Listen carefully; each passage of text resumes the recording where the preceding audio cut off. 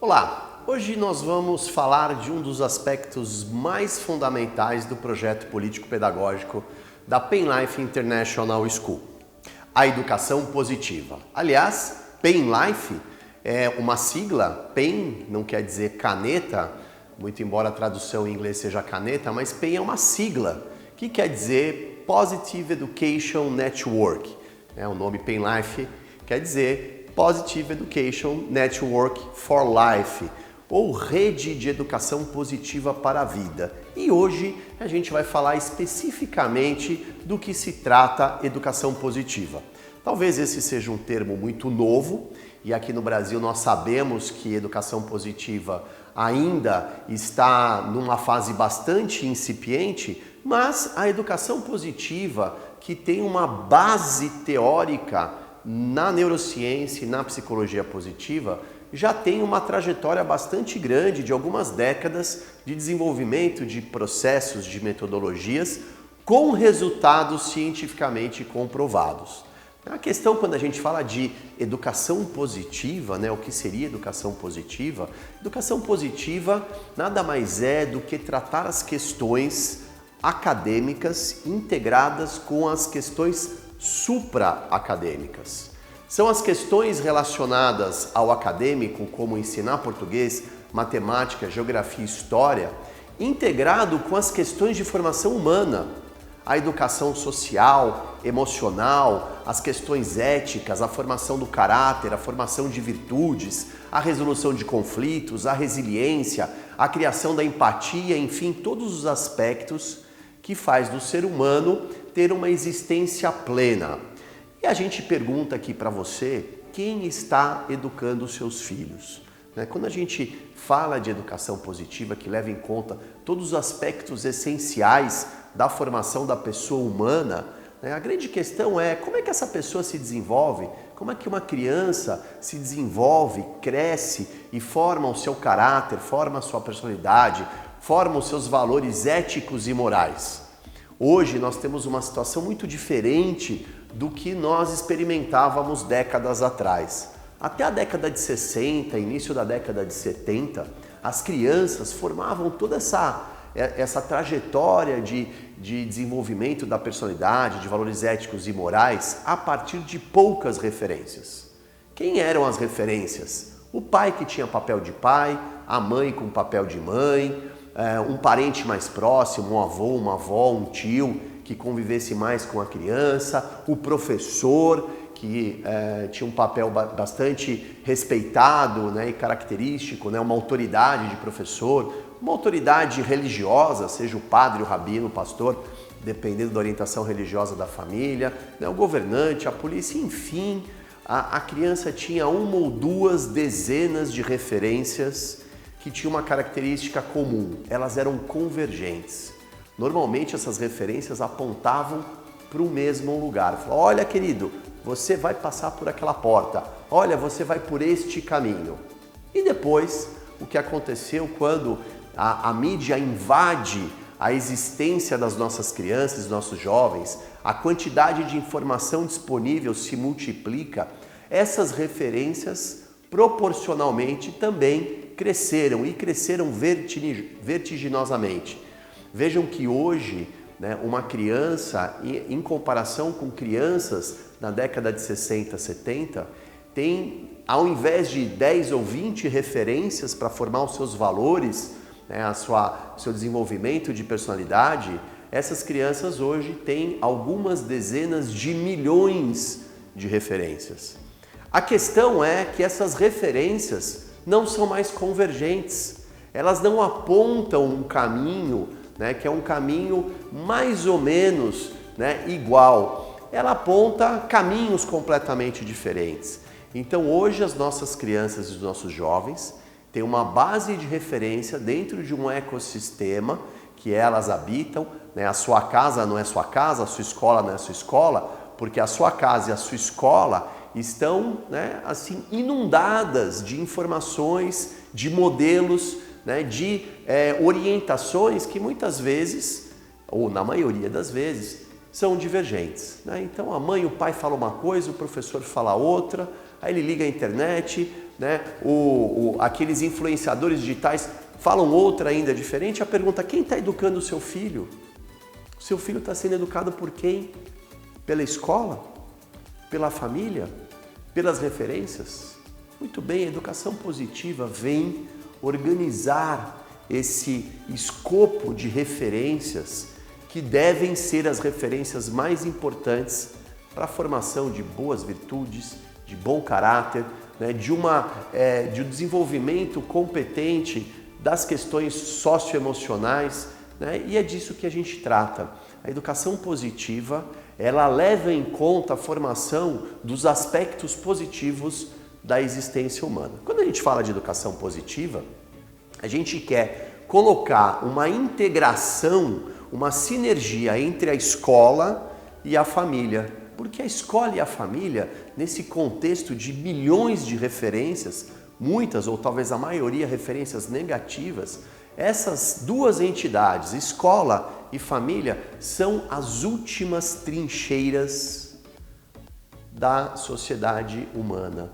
Nós somos as últimas trincheiras nesta guerra que nós vivemos, né, de poder produzir uma formação educacional, uma formação realmente que leve em conta os aspectos mais importantes da existência humana, né? E nesse sentido, a gente precisa entender um pouquinho, né, quais são as concepções mais antigas e as mais modernas, né? Então, a gente tinha uma perspectiva muito focada nos problemas, né? Então, a escola focava muitas vezes nas dificuldades, nos distúrbios de aprendizagem, nos distúrbios de personalidade, e a gente ficava com foco nas questões negativas, né? Então a gente tem aqui nesse quadro uma linha cartesiana e abaixo dessa linha cartesiana nós estamos aqui fazendo uma referência daquilo que dá errado na nossa vida. O que dá errado na nossa vida?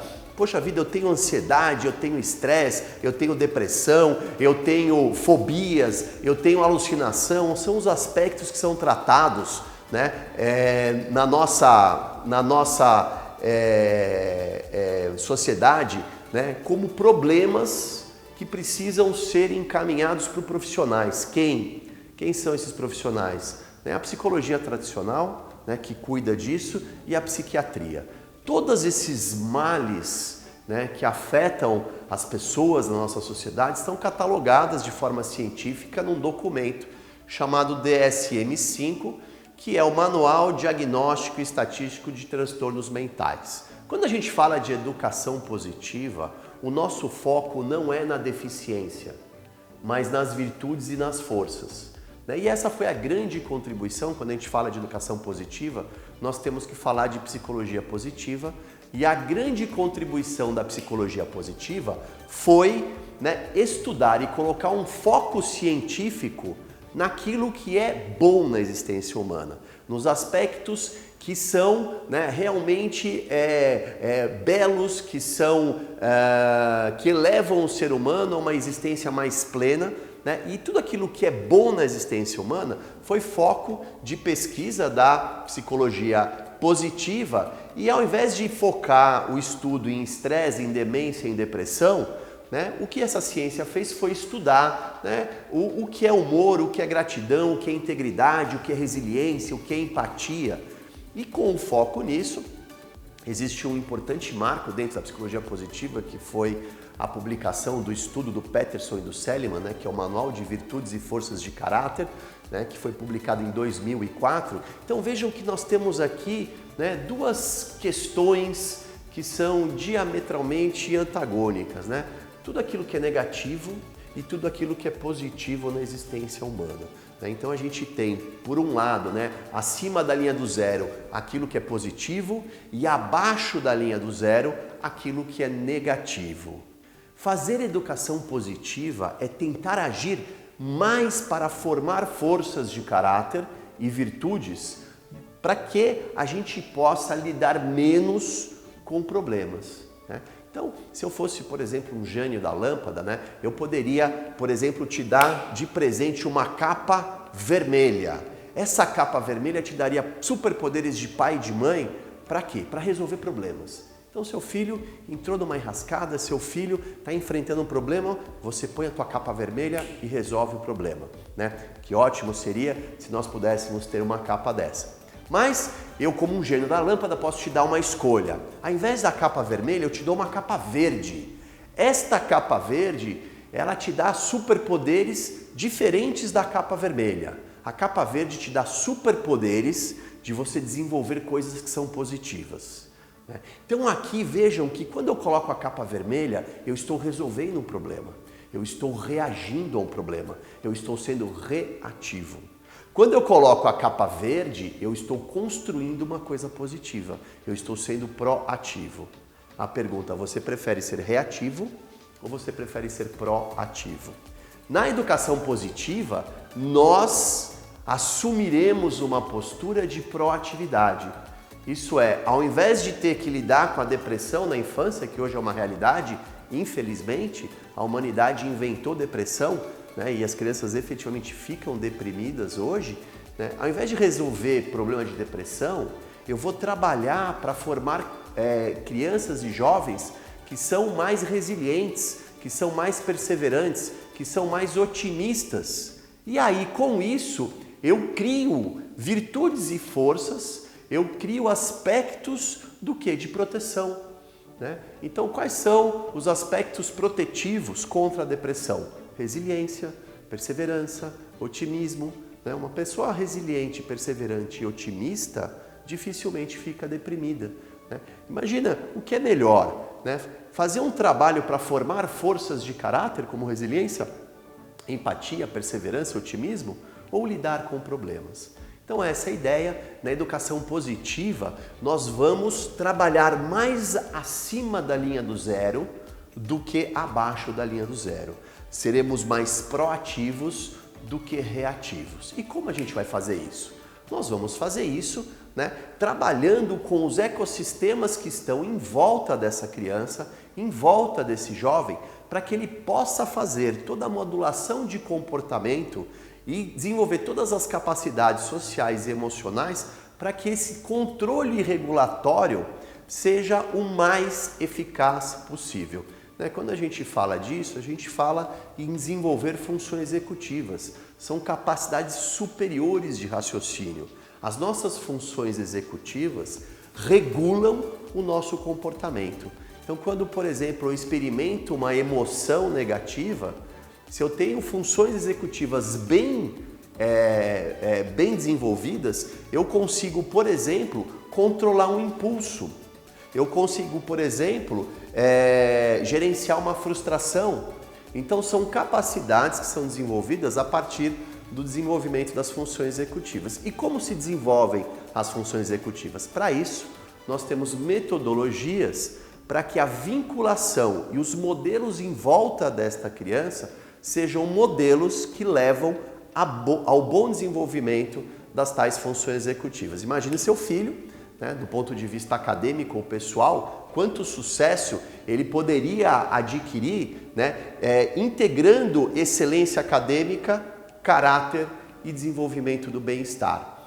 Para isso, a gente integra esses aspectos da função, né, de fazer um ser humano com virtudes e forças de caráter com a questão da ensinagem dos conteúdos do currículo regular que normalmente uma escola ensina, como português, matemática, geografia e história. Então é um DNA que a Penn Life International School assumiu de integrar de forma equilibrada a formação dos aspectos supra-acadêmicos com os aspectos infra-acadêmicos. Então vejam vocês, quando a gente fala disso, eu estou dizendo que nós vamos empregar metodologias envolvendo todos os atores da cena educacional, alunos, colaboradores e famílias, para que a gente possa ter um ecossistema mais propício para formar virtudes e forças de caráter.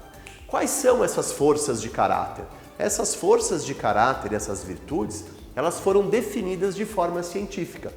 Então, na publicação de 2004, né, o Manual das Virtudes e Forças de Caráter, publicado pelo Seligman e do Peterson, são determinadas de forma científica cada aspecto da personalidade humana, por exemplo, criatividade, perseverança, honestidade, são definidas de forma científica, são medidas de forma científica e são também ensinadas por metodologias embasadas cientificamente.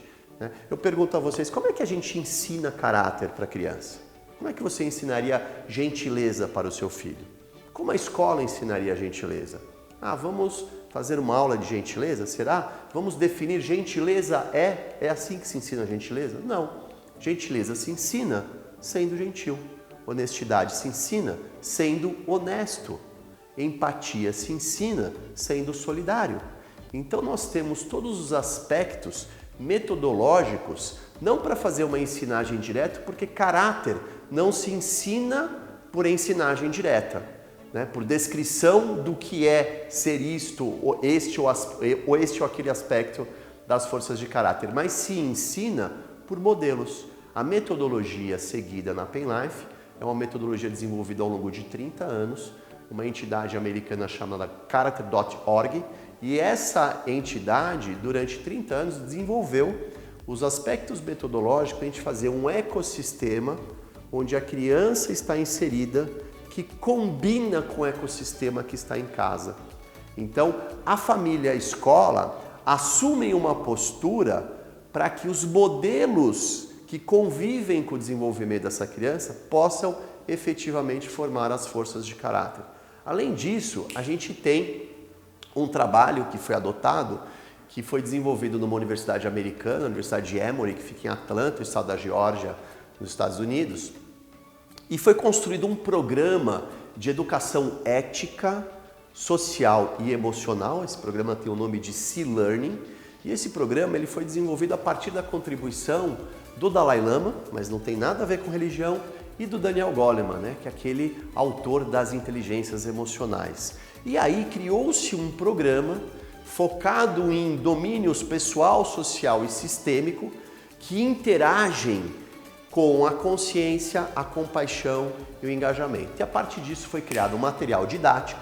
Esse material didático ele é aplicado desde a educação infantil até o ensino médio, e com esse material didático e essa metodologia são sistematizados os conceitos que constam do currículo do C-Learning.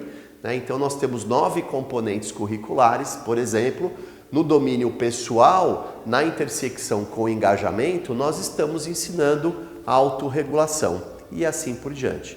Então a educação positiva, ela se vale de tratar do que está acima da linha do zero, são aspectos positivos da existência humana. Nós vamos agir de forma proativa para formar virtudes e forças de caráter e construir habilidades e competências sociais, emocionais e éticas. Além disso, a educação positiva cuida do bem-estar geral da pessoa, E o bem-estar geral da pessoa, ele é constituído quando todos os ecossistemas se integram. Por isso, quando uma família matricula o seu filho na Penlife, ela está se matriculando junto com os seus filhos, porque ela assume o compromisso e o entendimento que ela precisa também estudar sobre desenvolvimento e sobre um currículo que é apresentado num programa de parentalidade positiva. Então os pais também aprendem junto com a Penlife, E nesse programa de parentalidade positiva, a família vai aprender, por exemplo, sobre como é o desenvolvimento socioemocional, como é o desenvolvimento cognitivo e linguístico,